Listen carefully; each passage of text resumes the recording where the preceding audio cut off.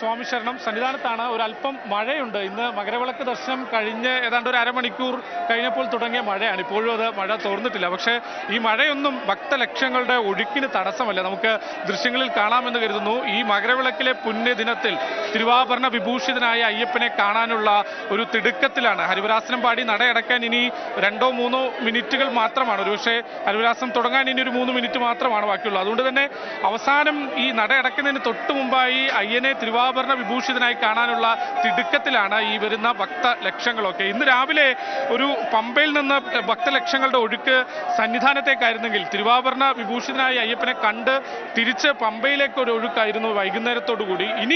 ഇനിയും അടുത്ത 4 ദിവസം കൂടെ തിരുവാഭരണ വിഭൂഷിതനായ അയ്യപ്പനെ കാണാനുള്ള അവസരം ഭക്തർക്കുണ്ടാവും. അടുത്ത ദിവസങ്ങളിൽ ശബരിമലയിൽ പ്രധാനപ്പെട്ട ചടങ്ങുകളുമുണ്ട്.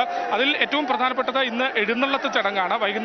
ഇന്ന് രാത്രിയോടെ തന്നെ മാളികപ്പുറം ക്ഷേത്രത്തിൽ നിന്നുള്ള എഴുന്നള്ളത്ത് 18-ാം പടിക്ക് താഴെ എത്തി ചടങ്ങുകൾ പൂർത്തിയാക്കിയിട്ടുണ്ട്. ഇനി നാളെ കളമെഴുത്ത് ചടങ്ങും ഒപ്പം തന്നെ കുരുതി പോലുള്ള ചടങ്ങുകളൊക്കെയാണ് ഇനി സന്നിധാനത്തെ ഈ നട അടയ്ക്കുന്നതിന് മുമ്പ് അവശേഷിക്കുന്നത്. 19-ാം തീയതി വരെയാണ് ഭക്തർക്ക് ദർശനമുള്ളത്. 20-ാം തീയതി പന്തളം രാജകൊട്ടാര പ്രതിനിധികൾക്ക് മാത്രമായിരിക്കും ദർശനത്തിന് അവസരമുണ്ടാകുക.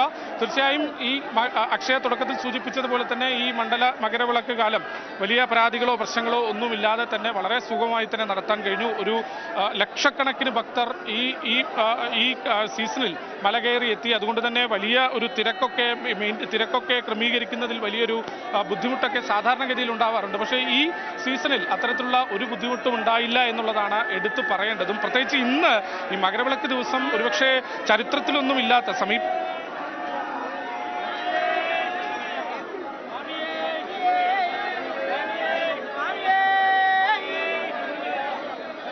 തീർച്ചയായിട്ടും നല്ല മഴയും ഒപ്പം നല്ല കാറ്റുമുണ്ട്. ഒരു പ്രത്യേക ഫീലാണ് നമ്മളിവിടെ നിൽക്കുമ്പോൾ. പ്രത്യേകിച്ച് ഇന്ന് ഞാൻ തുടക്കത്തിൽ പറഞ്ഞ പോലെ തന്നെ മകരവിളക്ക് ദിനം കൂടിയാണല്ലോ. മകരവിളക്ക് കണ്ട് സംതൃപ്തിയോടെ നിൽക്കുന്ന ഒരു സാഹചര്യം കൂടിയാണ്. അതുകൊണ്ട് തന്നെ ഒരു പ്രത്യേക അനുഭവമാണ്. അത് വാക്കുകൾ കൊണ്ട് വിവരിക്കാൻ പറ്റുമെന്ന് എനിക്ക് തോന്നുന്നില്ല അക്ഷയ.